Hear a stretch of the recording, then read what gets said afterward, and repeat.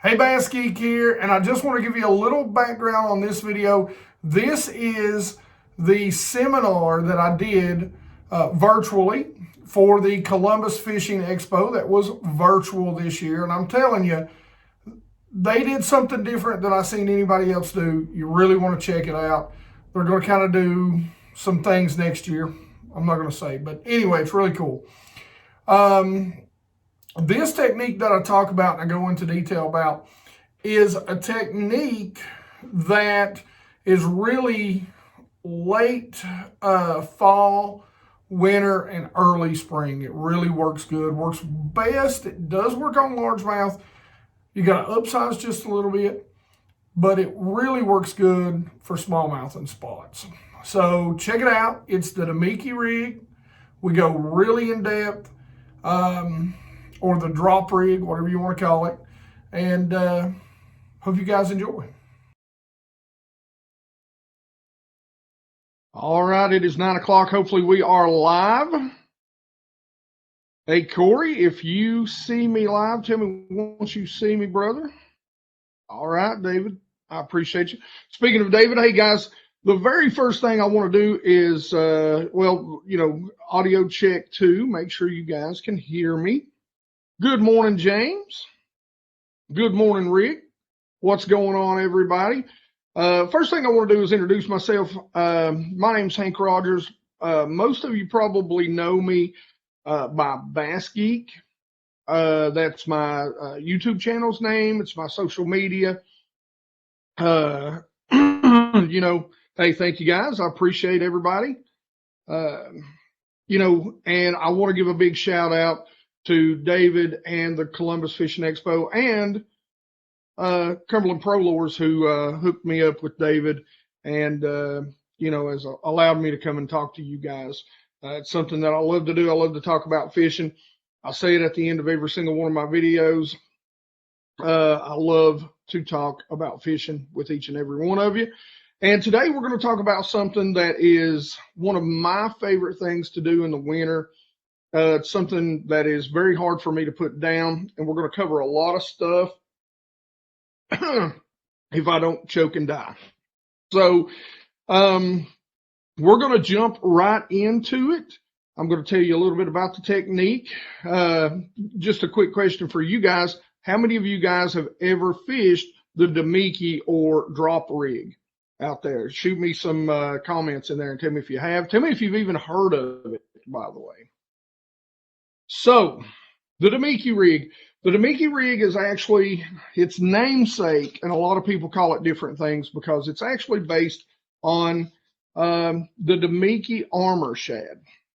So, basically, what happens in my area, and it was actually created in my area. I live on the border of East Tennessee and,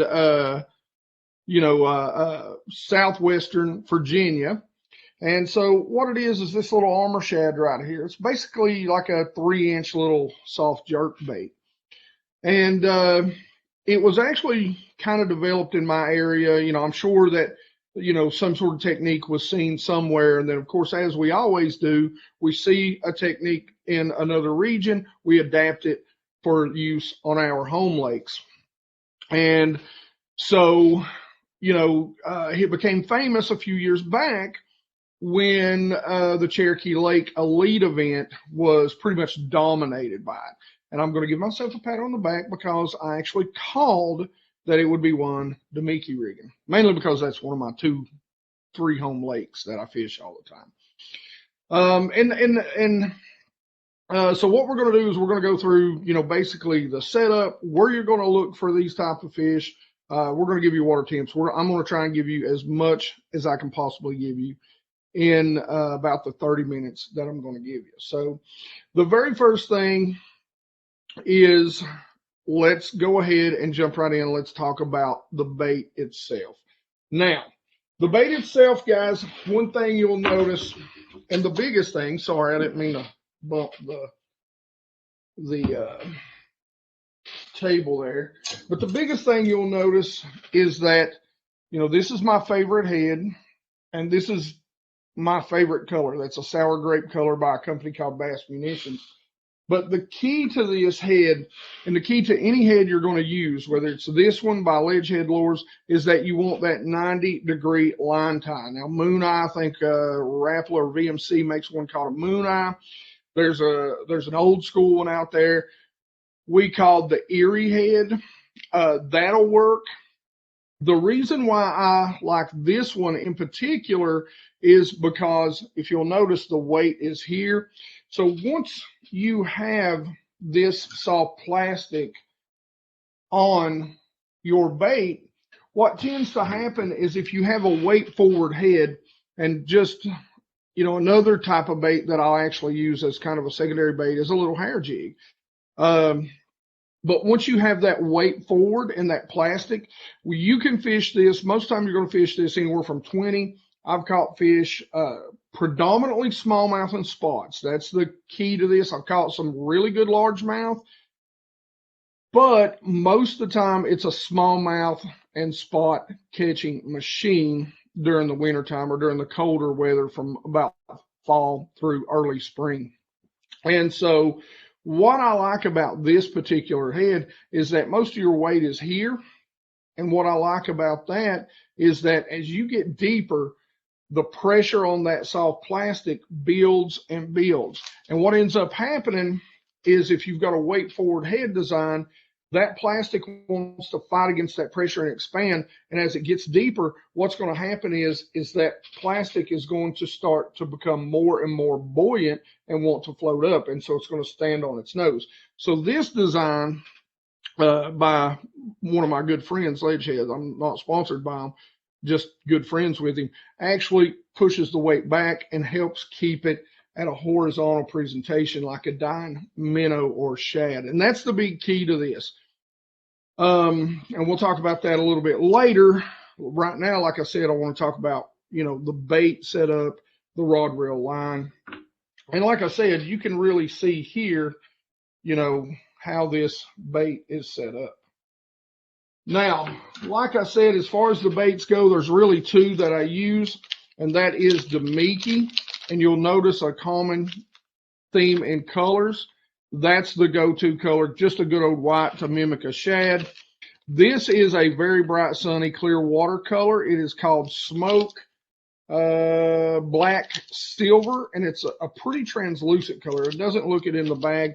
And then, of course, you're around smallmouth, you better have some electric blue chartreuse. Now, the other company that I like, and I like this bait a little bit better. This is kind of my go-to bait, and the reason why I like it so much, I'll pop one out of the bag, is it's got a little thicker, you know, belly profile. Now, you don't have to worry about a small hook coming through it. It does have the gap in the belly, so, you know, there's not a lot of plastic to penetrate, but it does have that little fatter shad profile to it. Now, this is one of my go-to colors in almost any watercolor. This is a sour grape color that you can only get through Bass Munitions. And again, it goes through the same sort of colors with them. You know, this is a good all around everyday color. This is your sunny day color. And then, of course, you've got to have that electric blue chartreuse. You know, these two colors generally tend to be my, these are the white, tend to be those go-to colors. I'll bounce back and forth. I've got two rods rigged up, one with each most of the time on the deck.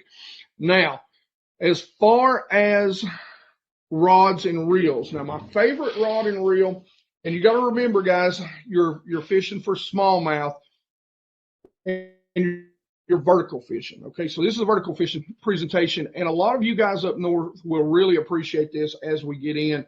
Basically, this is like ice fishing on soft water.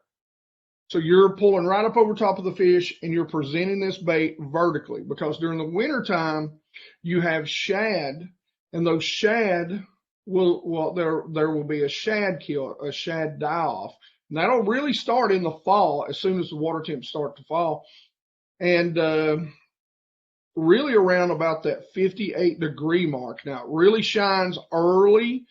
I tell people this all the time, you know, fall is a great time to go out and catch some huge smallmouth out deep. Everybody wants to come up and fish them up shallow, But the thing of it is, if there's shad out on a main lake point, those fish aren't going to leave those shad. So if you find this massive group of shad, and that's going to be what you're going to key on, and we'll talk about really what you even see on the depth finders here in just a minute, but you're going to key on areas that are holding large groups of shad. And so what happens is those shad will die and they'll fall. They'll fall to the bottom. Most of them don't actually float up. And so you've got these large smallmouth, largemouth spots that will sit underneath those balls of shad and just have a smorgasbord of bait. I'm not sponsored by Coke, by the way. But I do have to wet my whistle. Now, I do generally have some follow-up baits with me on the boat sometimes. You know, if they've started to catch on to my little Damiki rig, I'll also have me a nice small blade bait. I will also have me, you know, a small vertical jig. Now, the key to this is most of the time small, 2 to 3 inches, because those are going to be those yearling shad, those yearling bait fish that for whatever reason genetically just aren't going to make it through the cold of winter. So they're going to start dying off and falling to the bottom. Those small ones are what they're keying on. You know, same here with a hair jig. Now, rod reel line setup. Generally, this is my go-to rod reel line setup. This is a Lew's custom speed stick, and this is a Lew's crush. Now, I like Lew's spinning reels for the simple reason that they are 6 speeds.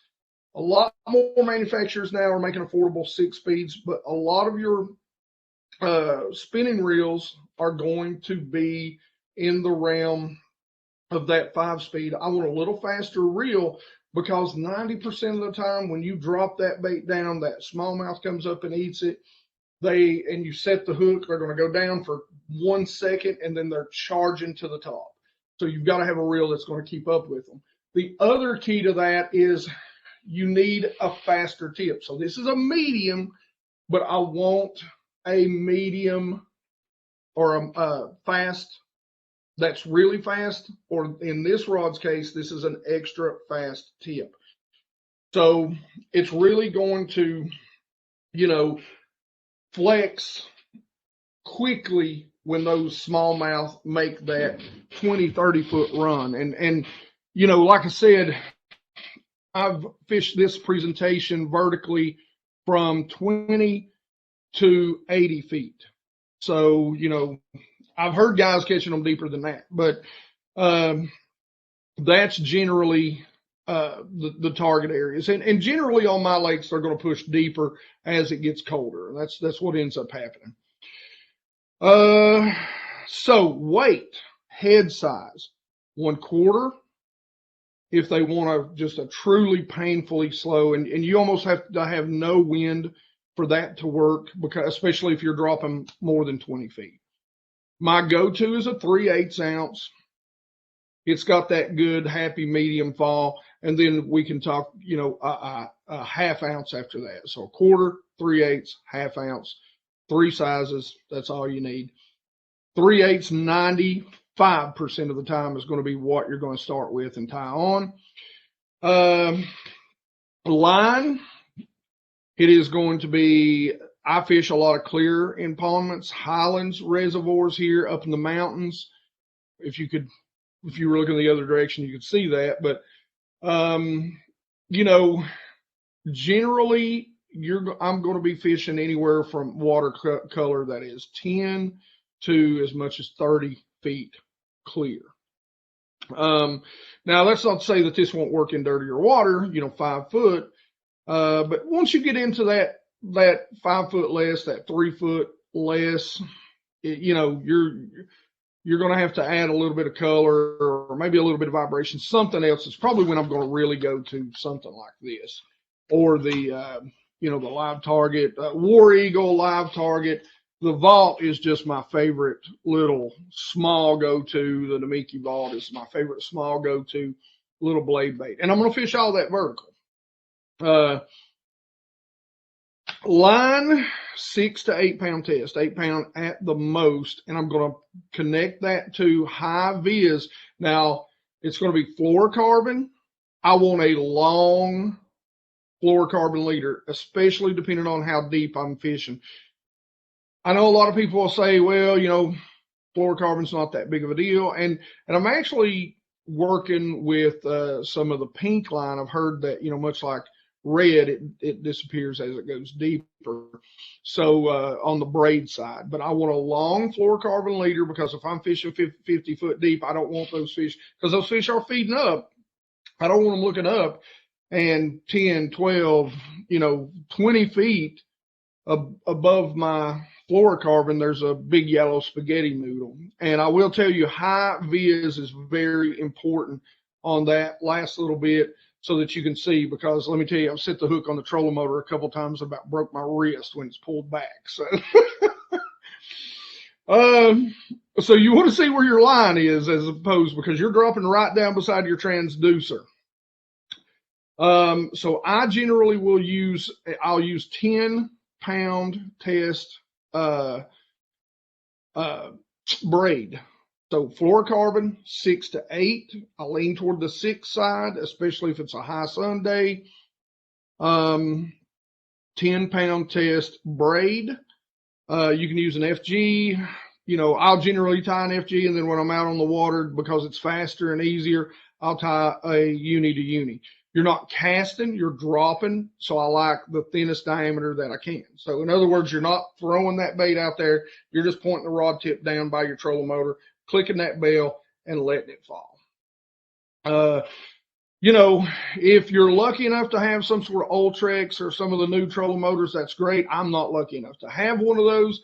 So, you know, I've spent a lot of times learning how to point the boat into the wind. That's another big key.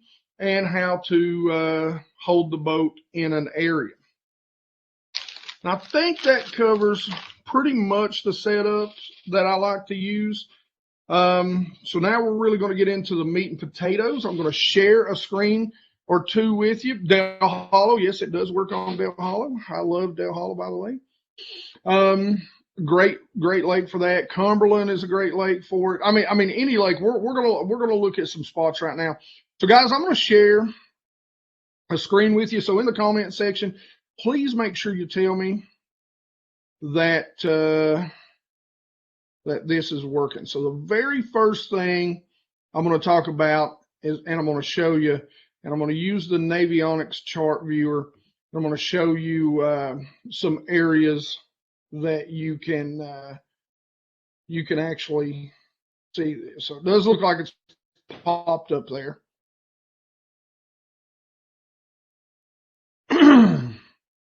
So the areas. Now, I don't know if you can see your pointer, but the very first thing in the middle of this map, you're going to see there's two very large, well-defined points. Those are going to be great places to begin to look for fish, schools of fish and schools of shad. Remember, the key is if I pull up on one of these points and there's no shad out here, I'm leaving. I'm not going to spend any more time. Now, the other area that I really like, and you know, those are kind of the obvious areas that you can find. The other areas are going to be, you know, another obvious area. This hump here in the middle. Now, one thing I will tell you, you'll notice where it gets really dark here on one side. Most of the time, they will, when they're feeding, they'll be up on top of this hump. So you can see you got about a 40 foot. I don't know if you guys can see it, but on the top of that hump, it's about 40 feet deep. And then where the lines get really dark, it drops off, and that means it's a steep drop off. That's the two areas I'm going to begin to target. Bass like the steeper drop offs during cold weather. All right. The other place that is not so obvious, let me zoom out here, is simply places like this, little pockets. What they'll do as the winter goes on is they'll get right here in the gut, what's called the gut or the drain, the ditch, in these pockets. And those shad will actually be on the bottom, and those fish will be above them, kind of pushing them down to the bottom, feeding on them in the bottom of those guts. So that's the areas that we're going to look for, you know, these great points like this, these drop-offs in these areas. Those are the areas we're really going to concentrate on. All right. Hopefully, okay, cool. Everybody's seeing that. So now we're going to go back to my ugly mug.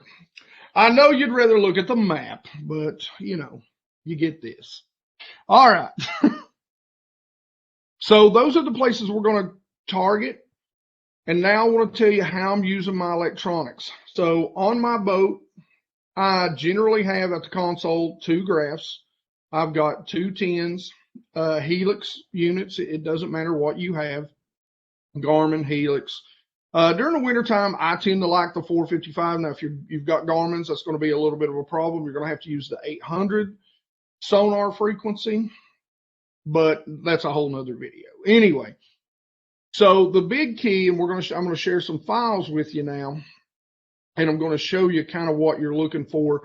On 2D, I will use my down imaging primarily when I'm sitting at the steering wheel at the console. It's down imaging, and it's map, and it's sonar.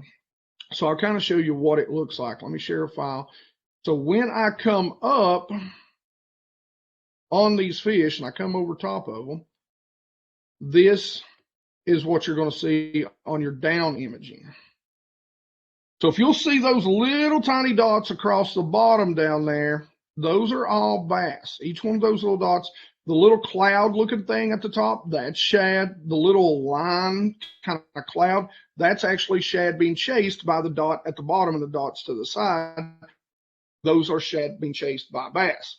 So this is what I'm looking for. I've got active fish up in the water column, and I've got maybe some inactive fish along the bottom. Now, once I see that, I'm going to go ahead and drop me a waypoint on my map. I'm going to the front of the boat. So once I go to the front of the boat, this is what I'm looking for. And it's all about patience once you get up there on that trolling motor. Okay, guys? You know, get close to it. But this is what I'm looking for. So here's what I mean by inactive fish. So when you pull up on these fish and you see this, sometimes you can get them to come up off the bottom, but this is what I call the log, okay? You hear this a lot. Well, okay, that didn't work. Let's try that again. Oh, there it comes. This is a log. This is actually bass on the bottom, 48.6 feet. And, you know, they just look like a log, you know, it's laying on the bottom. They are pretty much inactive when I see that. Now, this is what I love to see, because almost every single time I know I'm going to catch some fish out of it. So if you've ever heard anybody talk about spaghetti, this picture, this is spaghetti. You can see how they're up. You know, they're a school, just like a school of shad. If you notice, a school of shad is always moving, you know, running around each other. That's what's happening right here. That's what you see. This is a school of smallmouth, and they're just up off the bottom, and they're just active and swimming around and chasing each other and anything that gets in the middle of them. That is what we generally refer to as spaghetti. Now, I will tell you, I do not use my down imaging on the front of the boat, okay, when I'm doing this. I want my 2D sonar, and the reason why is it's cone angle. So the way a cone for DI, you've got to think about it, it's not a cone at all. It's more of it's shaped more like a credit card. It's flat and out to each side. And so that's all you're covering. You're not covering, you know, we'll say vertically, or, you know, in front and behind you. You're just covering straight under you and out to each side. The way a 2D sonar works is it is a cone. Now, there's 2 different settings. Generally, defaultly, I run my hummingbirds on what they call high mid frequency, which is the 80 and the 200. The 200 is a smaller frequency. So if I remember correctly, I think it's a 1-to-1. So it's going to be a smaller hole. So the 200 is a wider frequency. So it's going to cover a much wider area. So if you're in 20 feet, you know, you're going to see a very small bottom on the 800. But what you do when you run them in that combo, and every graph now has the ability to do that. They call it something different. It's just different on the interface. You might have to do a little bit of research to find out. But what that does is it gives you the best of both worlds. You're going to really get the strongest returns when they're directly under the boat. You're going to kind of get those half arches when they're a little farther out to the side, but you're going to be able to see a much wider area. And trust me, these fish, when that is dropping, they'll run from 40, 50 feet. And I'll specifically show you another slide right here that kind of proves my point. So don't be afraid and don't get caught up in how wide the cone angle is. So if you're in 50 foot of water, you got a 50 foot, cone. Don't get too caught up and worried about that. This is what the bait looks like when you're dropping on them. So if you see the line coming from the top right there, I'm sorry, this is pretty cluttered, but if you see the line coming from the top, that's actually the Damiki rig. And all these fish coming off the bottom, before that bait gets to about 25 feet and they're in 50 feet down, they're coming up off the bottom to meet that bait. So smallmouth are very aggressive, very big sight feeders. And so, if they can see a bait, I mean, they were coming up off the bottom. And you can see I kind of stopped that bait and they actually went back down to the bottom and I dropped it down to them. Unfortunately, and this goes to prove, look at the water temperature on this, 59.7.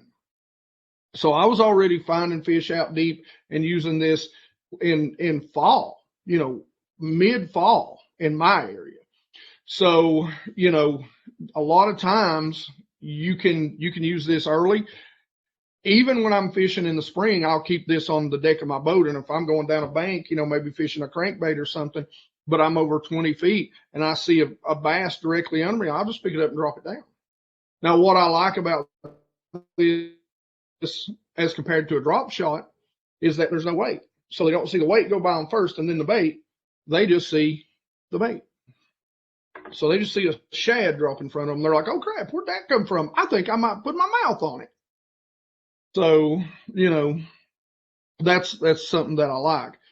As we get into summer, it don't tend to work as much. I tend to go toward a drop shot then. I don't know why. I guess it's because maybe it needs to sit there for a little bit longer, sit there in front of them. But that Damiki rig, I tend to go away from it after the spawn. Let's see, where's that lead us? Let me look at my notes here. So that's pretty much, I want to show you a couple other slides real quick, and then we'll start taking some questions. Hopefully I've really covered things. I know I've gone through things fast, guys. Like I said, I've only got 30 minutes. I want to get to some questions.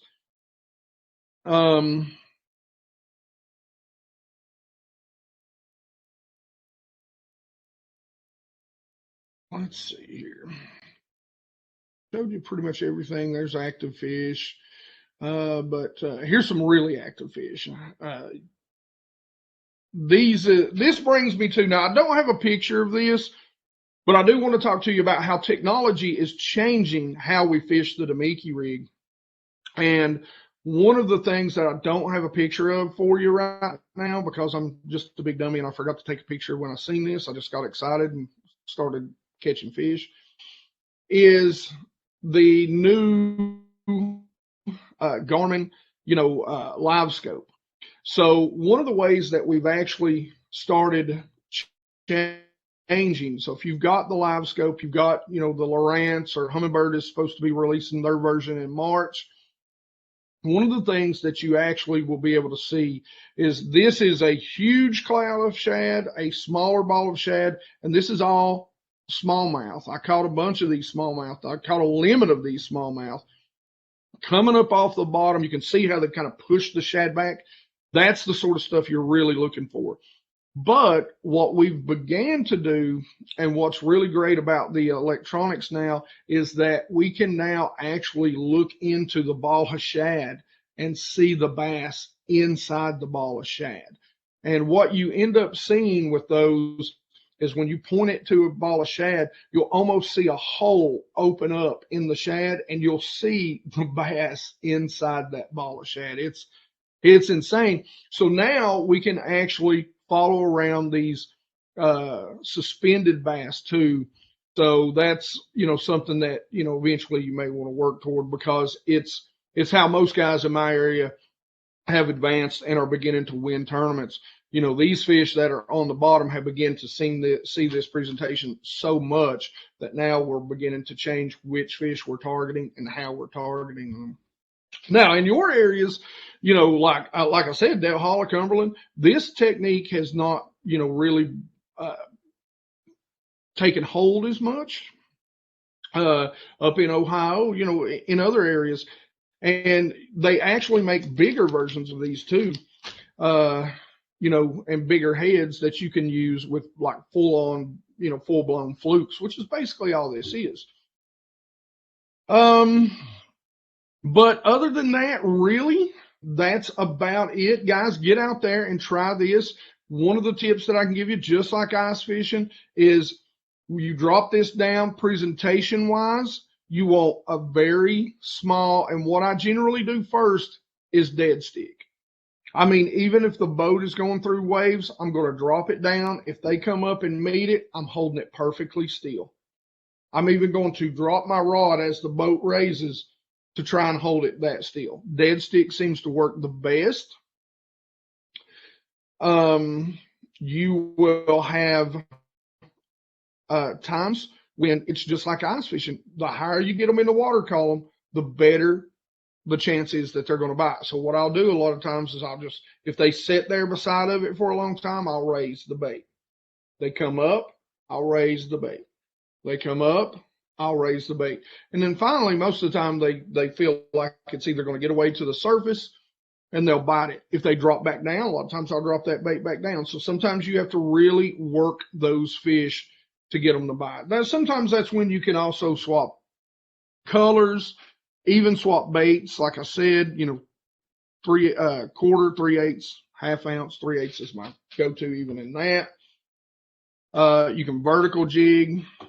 And sometimes I'll impart just a little bit of shake. That tends to get them going. And then other than that, it's sometimes just a quick snap of the rod. But 90% of the time, they want it dead sticked. I mean, they want it like a dying bait fish. All right.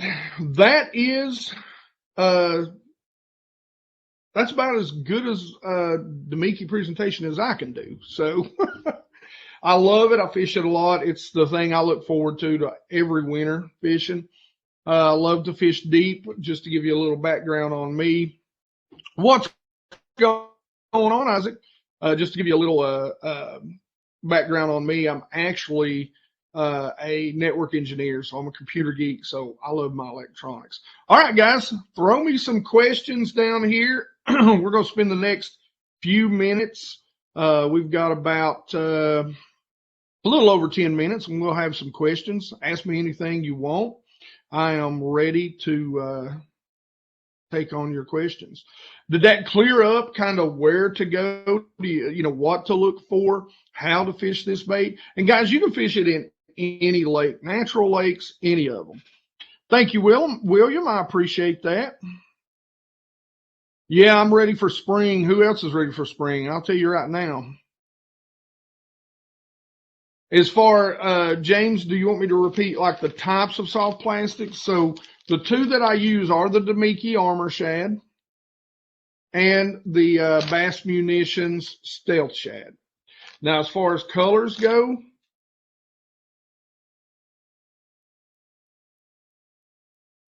yes, this would be great. Now, I would cast out. What I would do is cast out.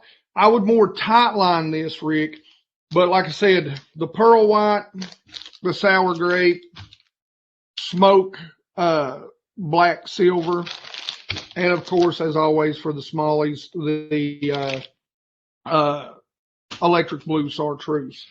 As far as river fishing, maybe a little more tight lining, so you know you've got those deep holes. What I would do is maybe cast this a little more. And I'm telling you, for you guys that live scope in those rivers, money, because you can see them. Copolymer will work. I don't like the stretch, and I like as little bit of stretch as I can get. So make sure it's one that's not going to stretch, because when the deeper you are, the more stretch it's going to be. But out in the rivers, you throw to those deep holes. What I would do is hold my rod tip at about a 11 o'clock, 10 to 11 o'clock, and let that thing pendulum back and maybe just shake it just a little bit. That's another technique we use called tight lining, but that bait works tremendously. And a gulp minnow, by the way, is great. Copolymer, I want something, again, like I said, that don't have a lot of stretch to it. Oh, I do have still have a picture up. Hey, that's a pretty cool picture though, Dave. Come on, man. That's probably one of the coolest pictures I've ever caught of bass actually chasing shad in the lakes. Water temps, it'll be real good right as we get into the fall, 58 degrees. You'll have 1 or 2 days where it's just, they'll hit it. You'll be in 30 foot of water. You'll drop it. They'll come flying off the bottom, hit it at 10 feet. Then it'll kind of die down on you once you get into that sub 40s or that 45 to low 30s is when it begins to get good again, by the way. So, like I said, any other questions about, sonar, about locations? I've still got everything pulled up. I can actually show you some more locations. Like I said, follow-up baits. Now, when it comes to follow-up baits, again, I'm going to stay with that Damiki Vault. That is a half ounce. Same here. These are the new live targets. They're going to be a half ounce, a 3/8 ounce. Hey, that's fine, Austin. We know how the kids are. The gear, one more time. Okay, so I've got 2 setups here. This is a fish sticks rod. Now, this rod is a medium fast action, but it's a very fast action. Okay, this is also a lose. So again, a higher speed reel is huge to me, because those bass, especially when you catch them in that deeper area, that 20 feet, those smallmouth, those spots, they tend to they'll dive down, and then once they feel the weight, they're going to shoot up like a rocket. So you've really got to keep up with them. So a faster spinning reel is key. 6 to 8 pound test fluoro, depending on how deep I'm fishing. That's about how much I'm going to put on there. I lean toward the 8 or the 6. A lipless, a heavier lipless as a follow-up, I like that. It can be a little too noisy, especially in the clear water. I like it better when I'm really targeting those fish that are in those pods of shad, to separate itself and have a little more drawing power. How's that? Again, on the head, 1/4, 3/8 is 95%, half ounce, high vis braid, because again, 10 pound test, high vis braid, because I like it so that it's, go with the 3/8 ounce. You'll never go wrong. That's the general outline. 1/4 is just when they're super, super finicky and you just need a painfully slow drop. It's going to be very hard to fish at deeper depths. when you've got a lot of current or a lot of wind.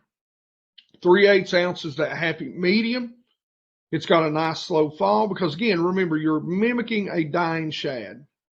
Length of rods, you know, one's a 7'3", one's a 7 foot. You know, you don't really have to have a rod. Just make sure you're keeping it out of your trolling motor. Like I said, I mean, I'm dead serious. I've set the hook on the trolling motor. Hence why I like the high vis, you know, so I can tell where I'm at. And you're looking down at your graph constantly. So it's a heck of a neck breaker, you know, all day. You're looking down at your graph and, you know, you're moving that trolling motor constantly. The rods, though, needs to be a very fast tip, medium. I like my loose extra fast. That's it's gonna, you know, it's going to react when they come from the bottom. So that's something that I really, really like.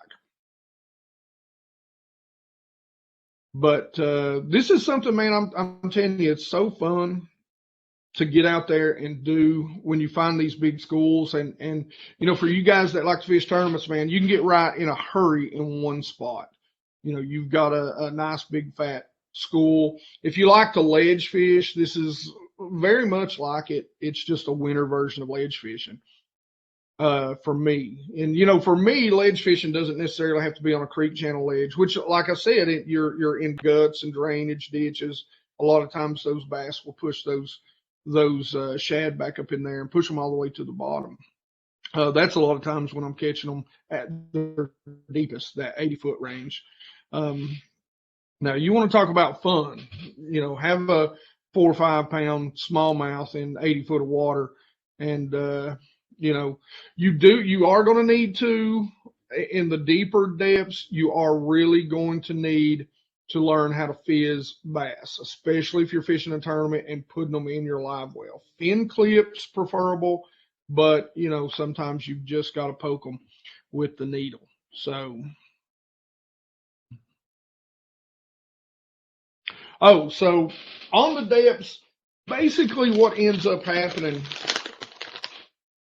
is that what you end up having when because of the weight of the water, okay? So because of the weight of the water, when you have a weight forward head, so this is why I like the ledge head bait so much, is because you can see how much of that weight is really, see how skinny that head is at the top and how much there is at the bottom. What I like about that head is that as it drops, you want that bait to stay as vertical as you can, or as it can be, okay, for more of a natural presentation, right? So what you want is for this bait to stay as close to that as you can get it. And you can see it doesn't take much. You know, I could never be a surgeon, but I mean, my hand is barely moving, and watch that tail just shimmy and shake. That's why it's such a good cold water. It's why you don't need to impart a lot of action on it. Don't overwork this bait. So the thing about it is as this bait falls, the deeper it gets, the more the water pressure is going to push against this plastic, push it down. So this plastic is naturally going to want to push back. And so what ends up happening is that it becomes more and more buoyant the deeper it goes, and those weight forward heads begin to look more and more like that.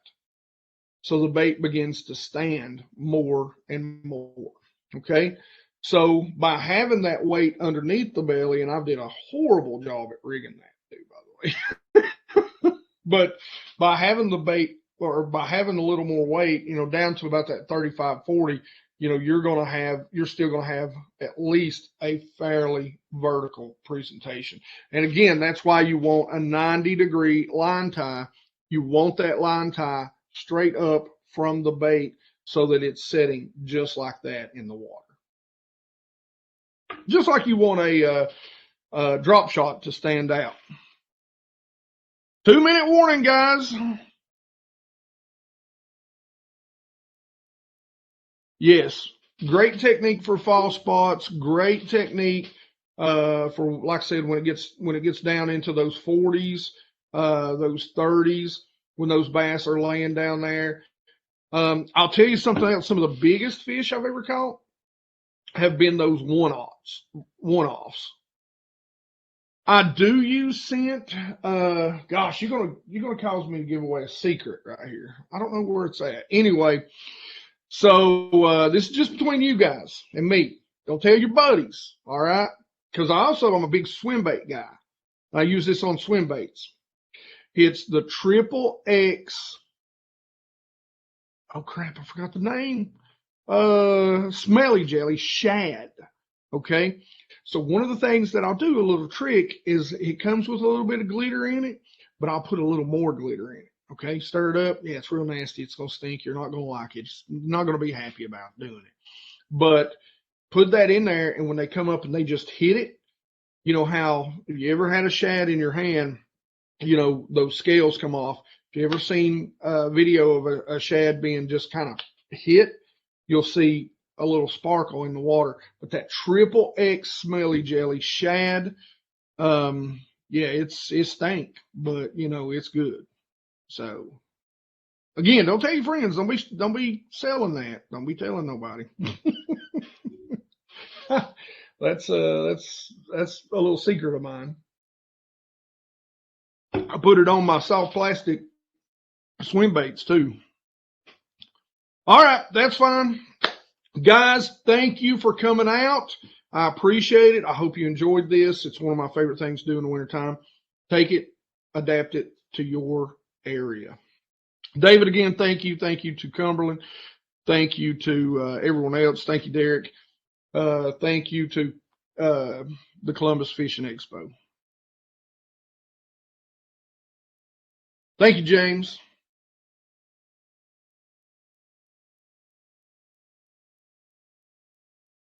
Thank you, Corey. Thank you, Don. Thank you, David. So I'm just going to stop the broadcast. You guys be good. Thank you, Ron. Thank you, William. Oh, by the way, go subscribe to BassGeek on YouTube. Trust me, just do a Google search for BassGeek. You'll find this ugly mug. Thank you, Sharon. Almost didn't promote myself. Thank you, Rick, William, Gary, Ron. Anybody I might have missed out there, I appreciate all of you.